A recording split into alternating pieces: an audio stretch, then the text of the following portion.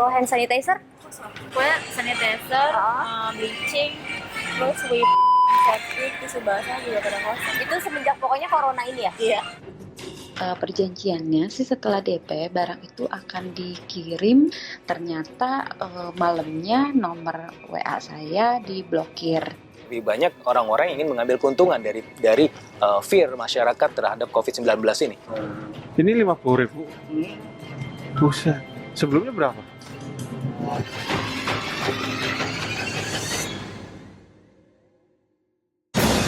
Sore Pak. Selamat sore Pak. Oke. Bisa ya Pak? Oke. 35,9. Oke, berarti boleh masuk? Boleh Mbak. Terima kasih. Baik. Dunia termasuk Indonesia saat ini sedang berjuang menghadapi pandemi corona. Di tengah upaya melindungi diri, ada saja ulah oknum yang mengambil untung dengan menjual kebutuhan berharga selangit. Siapa saja yang menjadi korban? Jelas masyarakat. Target membahasnya dalam episode kali ini.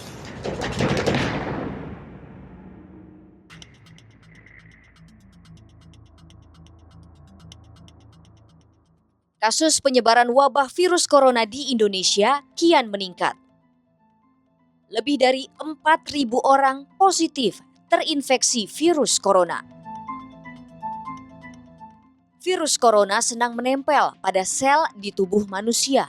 Ia menumpang hidup lalu menduplikasi dirinya.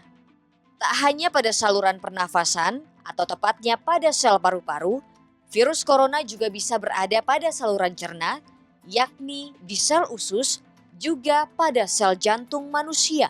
Kalau dia masuk dari makanan, tentu ke perut. Karena itu ada yang bergejala, pertama kali gejala COVID-nya justru bukan batuk pilek, tapi pertama kalinya mencret sakit perut. Tetapi virus corona lebih sering ditemui pada saluran pernafasan, menimbulkan sesak nafas. Akibatnya, pasien positif COVID-19 dengan fungsi paru yang menurun punya resiko kematian lebih tinggi. Virus corona paling mudah menular dari semburan orang batuk dan bersin yang bisa masuk melalui hidung dan mulut.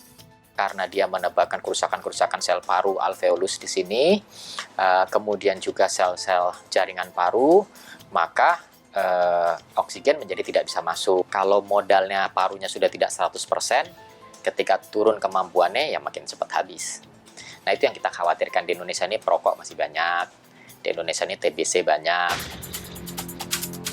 Pemerintah menyatakan bahwa corona bisa dicegah dengan menjaga daya tahan tubuh, menjaga kebersihan diri, dan saling menjaga jarak atau social distancing.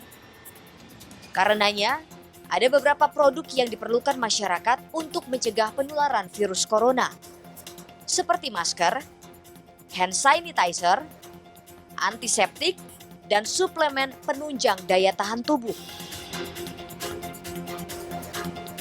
Mirisnya, kini masyarakat malah sulit mendapat segala keperluan itu. Oh sangat banget sulit, harganya pun sekarang drastis ya, sampai ada yang nyari kesempatan ya dalam bisnis muming ini ya, dibilang katakan muming ya, hingga sampai 100 sampai 200%. Akhir-akhir Februari deh kayaknya udah mulai jarang ada yang jual itu masker sama hand sanitizer.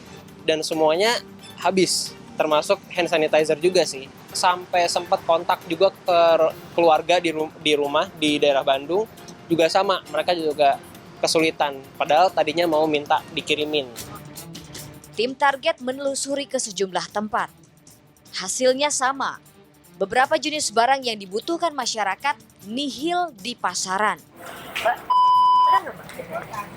Kalau hand sanitizer? Apa aja yang tadi kosong Pak? Pokoknya sanitizer, bleaching, terus kosong,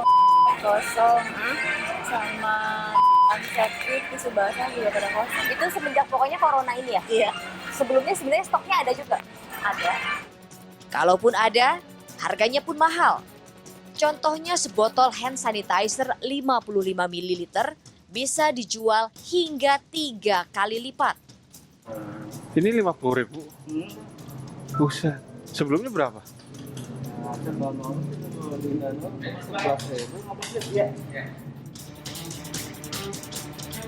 Nyaris sama dengan pasar konvensional, Di laman pasar online pun mengalami krisis produk serupa. Kalaupun ada, harganya melonjak gila-gilaan, tak masuk akal.